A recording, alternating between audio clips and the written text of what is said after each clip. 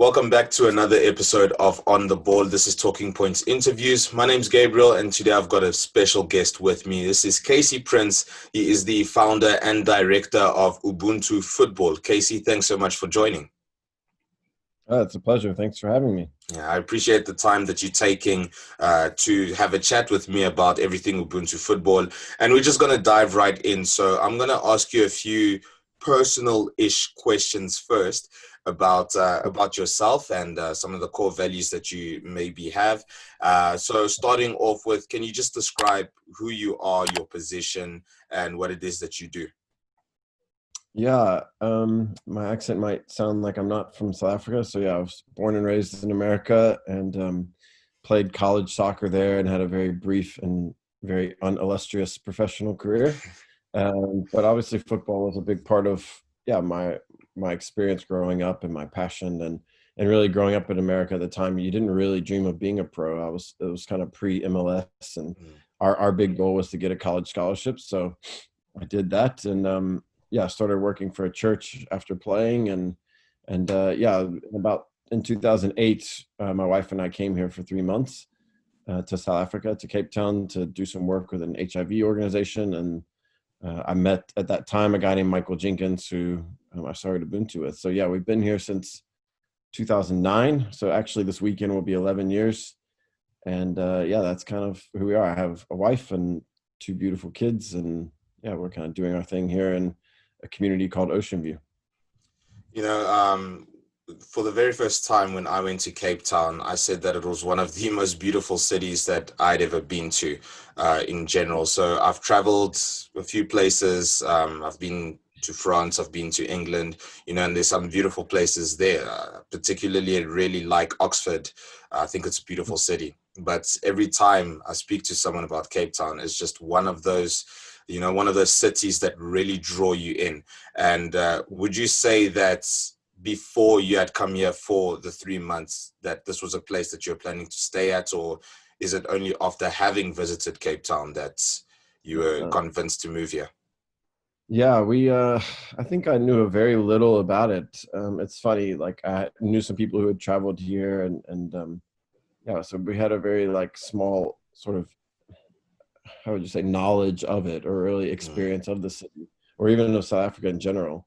And but yeah, there was this obvious like sort of interest in it. My wife had a professor in graduate school who was South African. His name was Peter Story, and he really impacted our interest in South Africa. So yeah, but I mean, coming in here, it just obviously the city sort of sucks you in and sort of doesn't let go. And I'm very passionate about the city I'm from in Raleigh, North Carolina, and I think it's an amazing place. But yeah, there's nothing like Cape Town. And I also have, been really fortunate to travel a lot, but there's just nothing that compares with it. And, I think I take for granted where I get to live now, and I hope my kids don't take for granted that, within a 5-minute drive, we're at this beach and this ocean, and then on the other side, a whole nother place. So it's a breathtaking place. And our challenge now is to see more and more of South Africa, because I think it's, a beautiful country in so many ways.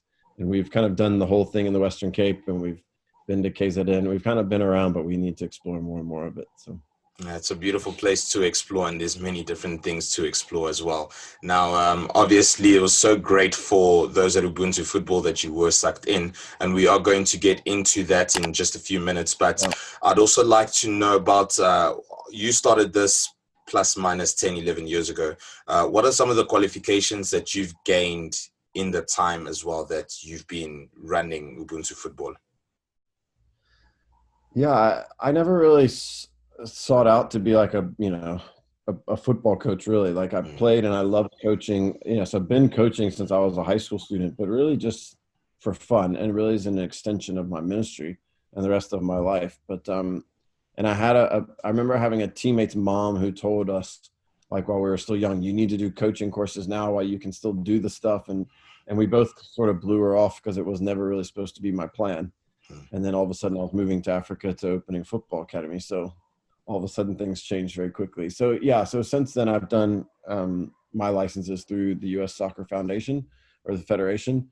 And so I have an A license there, which at the time was the highest, as they have since added a pro license. So I have an A license through USSF.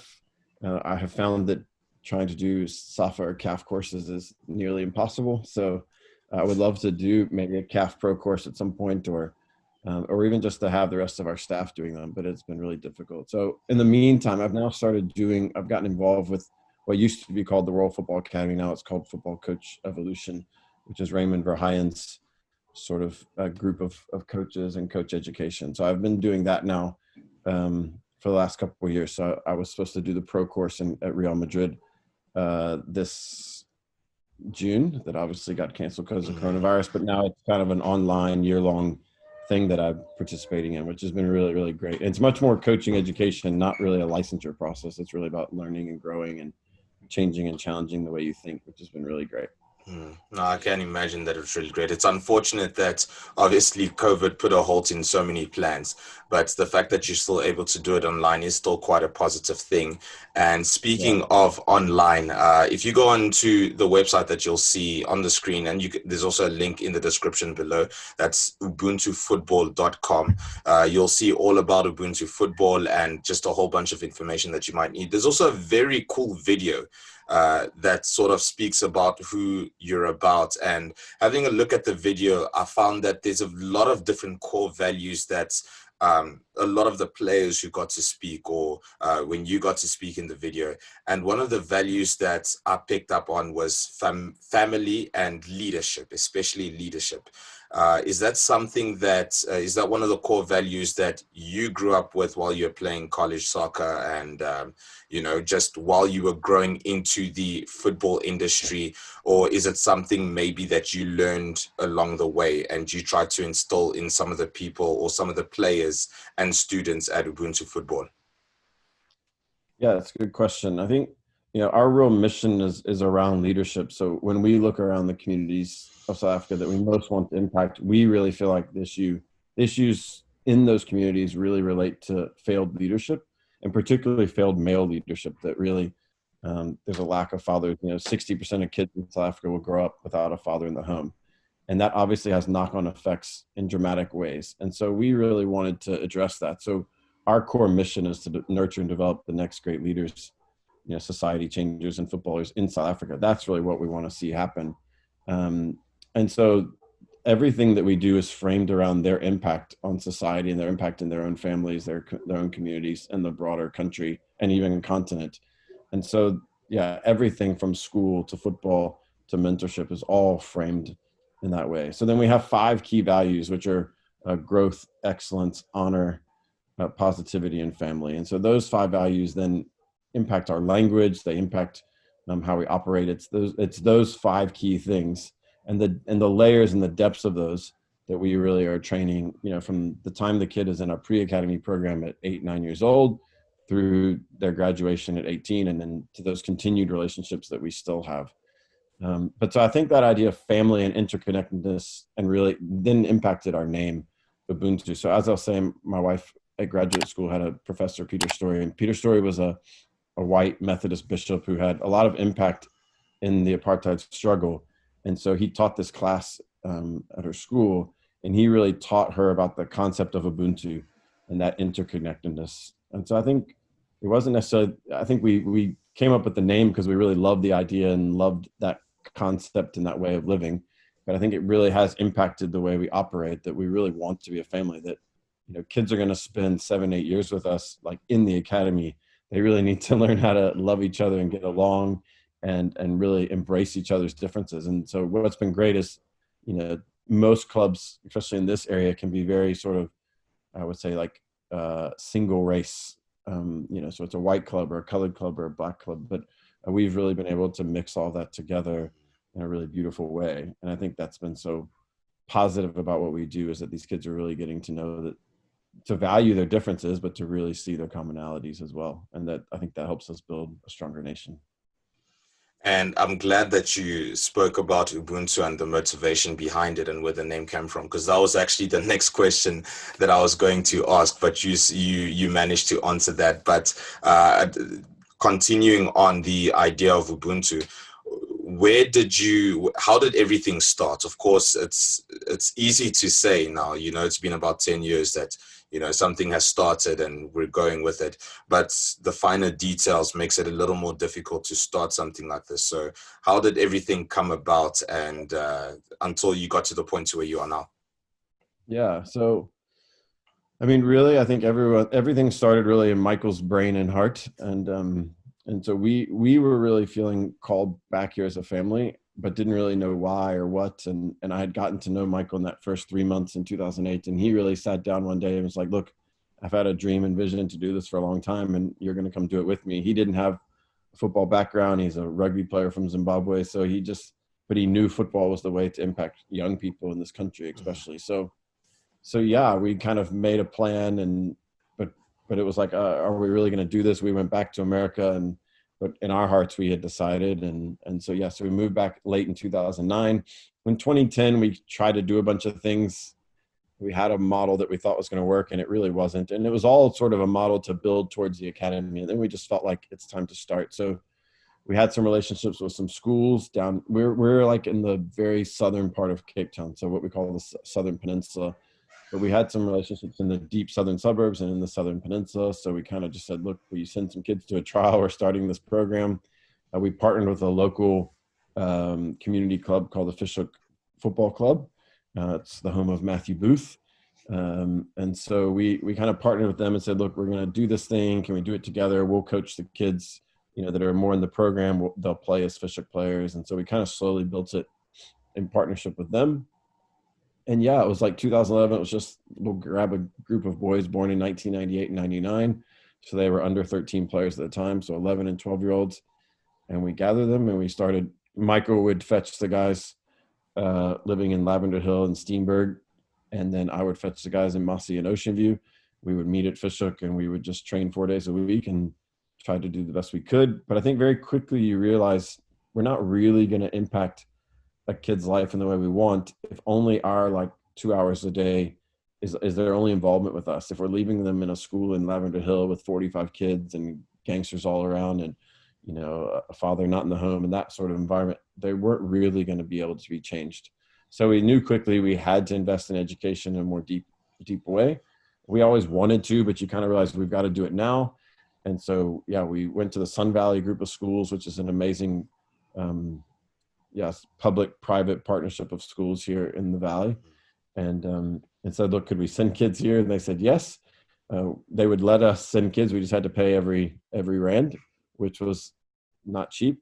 So we had a fundraiser and we raised literally to the rand what we needed to put the first group of kids into the school. So we're like, oh, I guess we have to do this now. So I mean, at that point, we didn't have a bank account. We weren't registered as a proper trust or anything. It was just still two bozos trying to like make this thing work. So yeah, so then we had to get our ducks aligned. So from 2012 onwards until 2016, we continued to send kids to Sun Valley group of schools. So Sun Valley Primary and then Silver Mine Academy High School. And then from there, things sort of elevated and changed even more. So that was kind of the genesis of the start. And we basically then started adding an age group every year from 2013. So we just worked with those 98s and 99s for the first 2 years. And then 2013 added 2000s and subsequently. So now I think our youngest boys are 2009s. So it's kind of weird to have kids across such a big spectrum, but that's the plan, to keep doing that as well. It's really grown. I do understand that you've grown to such a point where it's not, like you mentioned, it's not just football, it's sending kids to school, and you have a facility as well. Can you explain a little bit more about the facility and what you have in and around the facility? Yeah. Well, unfortunately, that all stuff we don't really own our own facility. So in 2014, 15, we opened our own residence. We had some kids. We started recruiting kids that weren't from like the local area, and we realized we first were putting them in host homes, and that just got really difficult. We're like, okay, we need our own place. So we bought this old farmhouse on this old piece of land that needed a lot of love and attention, which meant we were able to get it very, very cheap, and we were able to do what we needed without spending a ton. So we renovated that. So in 2015, I guess, boys started living in this house. So now there's about 28 boys who live in the house with a set of house parents and staff. that kind of take care of them. And so that's mostly boys from outside of the local area. Basically, if they cannot be driven in every day, then they live in the house. There's a few boys who live locally where their home life just wouldn't allow them to be successful. So they live in the residence. And then in 2017, we started our own school. Um, yeah, so we're gluttons for punishment. So in 2017, we started with grades 6 through 8, and then started adding a year every year. Well, that was the plan. But then last year in 2019, we went ahead and added 3 grades. So now we run a fully fledged school from grade 6 through 12, that all of the boys, generally every boy in the academy is in the school, unless for some reason, yeah, there might be some outstanding circumstance that they're not in the school, but generally every kid in the school, or every boy in the academy is in the school. So there's about 62 boys in the school now.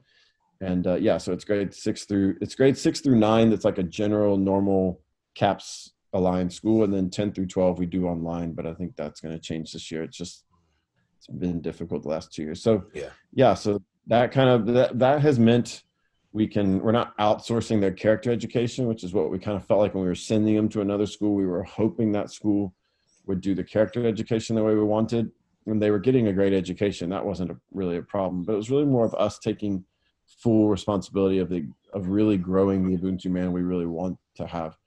And so that's been a significant change for us. So yeah, 4 years in, it's been an exciting venture, and it's challenging, really, really challenging, because all of our boys ultimately, what they love most is football.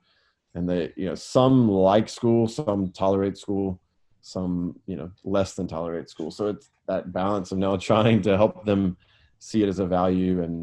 And so, yeah, so we have a school, and then we are really fortunate to train in a local community called Ocean View, which is where I live and stay. And so they have a beautiful new turf field that we get to train in. So we train during the morning, during the school day. And like there's kind of staggered times that the boys train based on their age and team. And then they're kind of in a full school day as well. So and then we train a couple afternoons a week as well. So it's a full, very intense sort of kind of calendar and schedule. And there's not a whole lot of time else for things other than football and school for these guys. Understandable. And in terms of, you spoke a lot about the players, and some not in the local area, some in the local area. Um, what's, if I can ask, what's the criteria for having the boys come into, or yeah, having the boys attend the academy or attend the school? And what's your plan exactly to, well, you kind of answered that already in terms of leadership and growing them into men of leadership, but how else would you like to impact their lives? As you were mentioning, you'd prefer to have them there. So it's not that the schools are bad, but you would like to be in charge of them. So how is it that you would like to impact them that, say, another school wouldn't be able to by the standard that you would like to? I think that's the right way to put it. Yeah, it's a good question. So we have what's our sort of pre-academy program is called Ubuntu Football Forward, or the Ubuntu Football Skills School. So those programs are happening throughout the city year round, generally once a week for kind of 8 to 11-year-olds. And so that's our way of starting to invest in kids, get to know kids. So we'll do it in, various different communities. And sometimes it'll be our own coach. Sometimes it'll be a coach that we've trained and resourced. But that really helps us to get to know kids. So ultimately, what we're looking for is football talent. That's like the first prerequisite. If you're not a good player, you're not going to get in. And really a special player, not just a good player. Like the standard is very high. So I think first is like kind of special football talent. But then we're also really looking for something else that makes you special. So yeah, are you very academic? Do you have amazing leadership potential? Is there just this amazing personality and charisma? So that other thing that sort of makes you special. And you've got to be, like, I would say, academically capable, which is a challenge because sometimes that geographically disadvantages kids. Because if you've grown up, in a school with 45 kids and they're barely teaching you, and it's maybe English is maybe a second language, if even taught at all, and then we're dropping you into an English speaking school where Afrikaans is the second language because that's really the only thing we can afford to offer. It's a real challenge. So we do some testing. So essentially, guys are involved in Football Forward. We invite the best players to then attend a trial around this time of year. Like normally this week would be when we would be having trials, pre-corona. And then we're kind of selecting a small group of kids, both under 11s and under 12s. And so the under 12 part of that group will be the ones who will be our grade 6 class. But the under 11s will almost be on like a trial year where all they do is play football. They stay in their normal schools, and it gives us a chance to really, really get to know them, to make sure they're coachable and teachable and hungry, and they really can live out our values and that they're good enough. And then that under 12 year, they'll go through another trial again, or that before that under 12 year. So yeah, so it's generally football talent first, uh, you know, leadership potential, their character, and then like kind of an academic capacity. And then yeah, so what we do is, and we're kind of constantly refining this and evolving in it. And it's the area we think we can grow the most is in how we prepare their character and how we form their character, their spiritual lives, and their leadership. So because I think our football is kind of, it's happening, it's buzzing, and it's going really well. School is happening, but I think characters and spiritual formation is where we have the most area to grow. But so again, pre-corona, we would do almost every morning there would be some form of character lesson. So on Mondays it might be like just the school principal kind of having like a bit of a lesson, almost like a sermon, a very short one. Tuesday mornings they do what's called character education. So we have been very fortunate to borrow a curriculum that was developed at Right to Dream, which is a really amazing academy in Ghana that's very similar to us, but much older, and has been really doing amazing things. So we do that. So Tuesday is like a character assembly where a coach will kind of introduce the topic. Then on Thursday, they're in that same, now they're with just their team, their age group, and they're dealing with the same topic, but more of like in a small setting. So there's more conversation. And then on Friday mornings, they do like a player-led Bible study. So there's a curriculum that's been created that's specifically around our values. And then the older players are leading it. And they're in a group that's kind of like one player per age group kind of idea. It's an idea that we stole from Sun Valley, actually, the way they have what's called Hoofy team. So we've kind of done that. It's been different during Corona, and we're kind of evolving it for 2021. One of the really exciting things that's happened, because our coaches have had less normal coaching to do, their brains are a little bit free to think. And one of our coaches, Dave Waters, has developed a new thing we're going to implement called the dual dream. And really what we're saying is the kids can no longer be a part of Ubuntu and say their only dream is to be a professional footballer, because that dream is very difficult to attain. And even if you attain it and you're very successful and you play till 35, you're, the Clayton Daniels of the world or the Cole Alexanders or whatever, you still have another 35 years of working life to make a difference, and to where you should be adding real value. And so we really say, okay, now a kid in Ubuntu will have two dreams.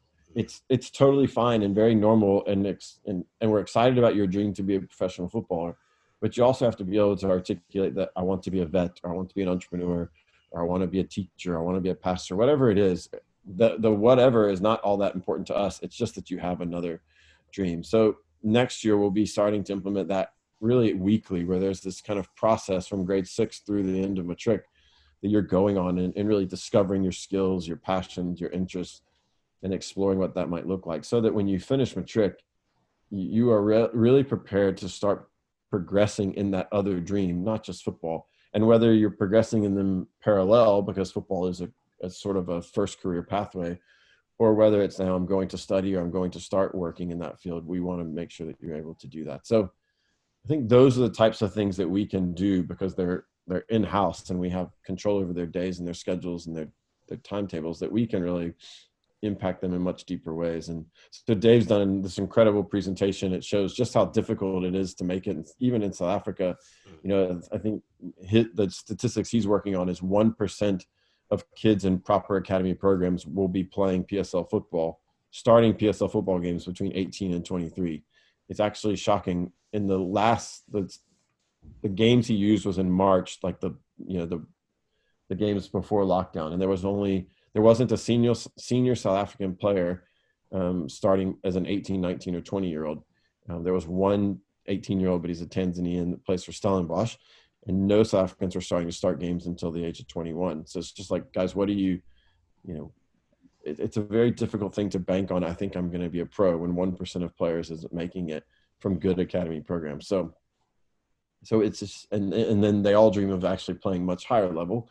So what's the reality of that? So we're really trying to push them not to give up on that dream, to actually say, if you want that dream, you've got to be able to do even more, but also beside that, at the same time, you've got to dream for something even bigger. So yeah, we have amazing staff that have come up with amazing things. And so that part of what we do is constantly evolving and really improving. And it's an incredible initiative to think of, trying to get the boys and the students and the players to think about other things as well. Because I mean, there is also life after football, and it'll be nice to be able to be prepared for that life. Even if you do make it as a professional footballer, it'll be nice to be prepared for that life after football. If you've prepared for it beforehand, as opposed to waiting, and now you're 35 and you're retired, and you think to yourself, what am I going to do now? So it's really good to install those kind of ideas beforehand, and just gives them some time to think about, which I think is delightful. And also just touching on your recruitment process and looking for special talents. Of course, if you have special players and easily coachable, or players who suck in things like sponges, who are able to suck in what you coach, you are going to reach higher statuses in certain competitions that you play. And I do understand that you reached NFD status.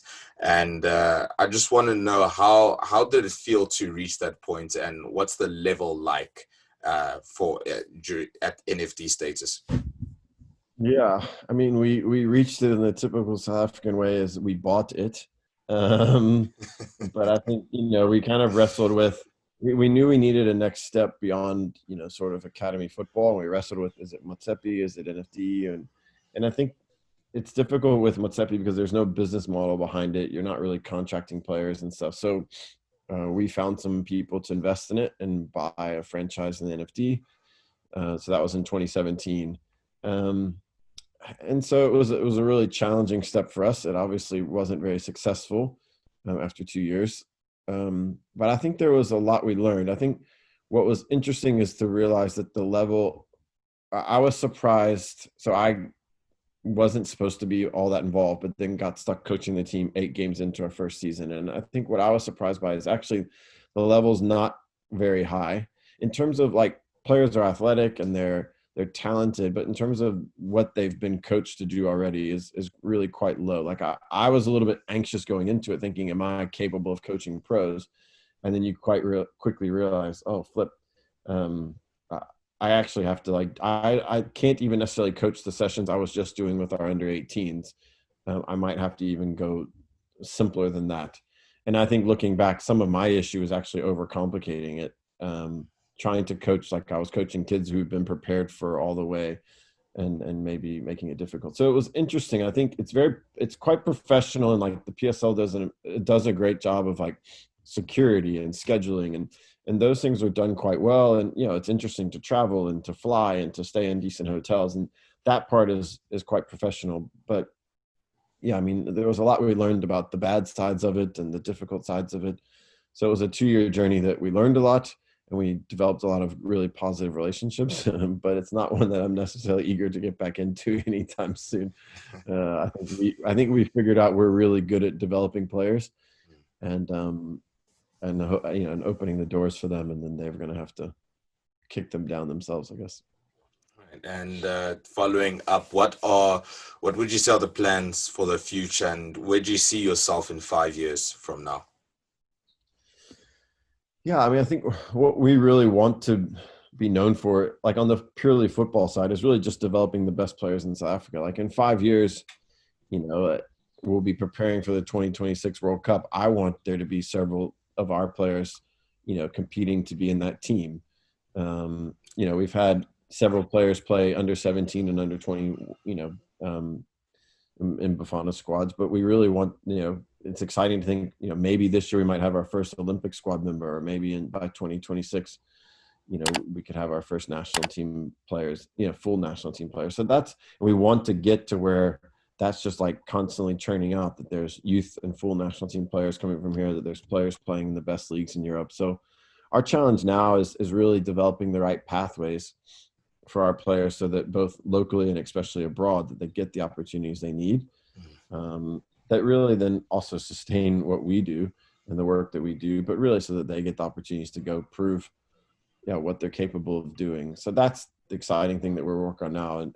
And really ultimately, I just want to make sure in 5 years that, those 98s that are now 27, by then would be 27 years old.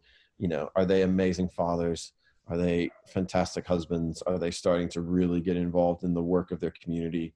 Not just living their own simple lives, but really impacting. So it's this tension we weigh up of like the football journey and the football goals, but also the real, like our real mission goals, which is around, leadership and community transformation. So it's a fun tension for us to weigh all the time of like, how do we make sure we're doing those to the best of our ability, doing them both to the best of our ability to make sure we really impact South Africa in a big way. And final question, Casey, where is it that we can find you outside of the website, which you'll see below the screen now? And once again, you can find in the description of the YouTube video. It's ubuntufootball.com. Outside of that, where else can you find you on Facebook, Twitter, Instagram, whatever else it needs to be? Yeah. Yeah. So Ubuntu Football is on all those channels. I think it's at Ubuntu Football on Twitter and Instagram, but it's easy to find.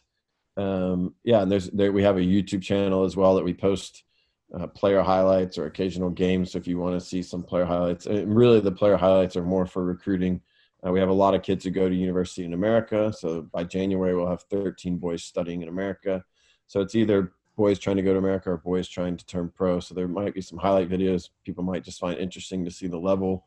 There's some Motsepe games on there, or some youth games and stuff. So it's yeah, so those are the kind of the normal ways to track us down, and we'd love to have people support us and follow us along the journey. And you can find ways to support us in all sorts of ways on the website and beyond.